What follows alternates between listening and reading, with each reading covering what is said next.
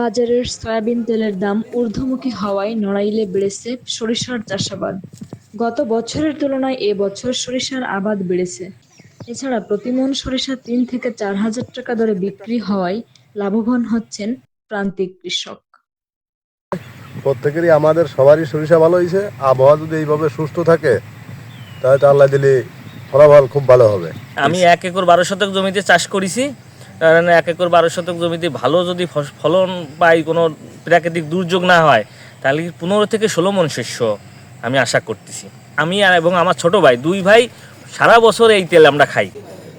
সরিষার তেল সয়াবিন তেলের পাশাপাশি সরিষার তেল আমার কাছে নিয়মিতই অনেকে নিচ্ছে। এখন সামনে আরো নতুন উঠলে আমরা আরো বেশি বিক্রি করব।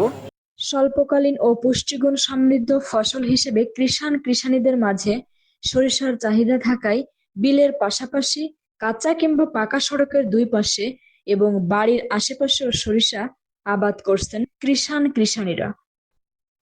আর সরিষা ঘরে উঠে গেলে এই জমিতেই শুরু হবে বোরো ধান রোপণের কার্যক্রম। এবছর আবহাওয়া অনেক ভালো, কোনো বৃষ্টি বাদলা নেই, তেমন কোনো ক্ষয়ক্ষতি হয়নি, যার কারণে এবছরে গত বছরের তুলনায় সরিষার ফলন খুবই ভালো। ভাইয়া, এটা হচ্ছে একটা ফাও ফসল, মানে আমরা এক্সট্রা টাইমই এই ফসলটা পাই। আমাদের হচ্ছে কার্তিক মাসে ধান কাটা শেষ হয়ে যায়, অগ্রহায়ণ পৌষ এই 2 মাস 10 দিনে এই চাষটা হয়ে যায়। এই 2 মাস 10 দিনই আমাকে এই জমিটা থাকে পড়ে, এবং খুব কম খরচে মানে শুধু শস্যটা বুননো হবে আর একটা নিড়ানি, একটা সেচ আর কিছু ইউরিয়া সার দিলে আপনার এই শস্যটা চাষ হয়ে যায়। আমি সরিষা খেতে আসি ধুয়ে ফেরাই আনন্দতই। কৃষি সম্প্রসারণ অধিদপ্তর নড়াইল জেলা প্রশিক্ষণ কর্মকর্তা সৌমিত্র সরকার জানান, চলতি বছরে সরিষা চাষের লক্ষ্যমাত্রা ছিল 13,348 হেক্টর জমিতে। তবে লক্ষ্যমাত্রার চেয়ে 2 হেক্টর জমিতে বেশি আবাদ করা হয়েছে। আর উৎপাদনের লক্ষ্যমাত্রা ধরা হয়েছে 17,993 মেট্রিক টন।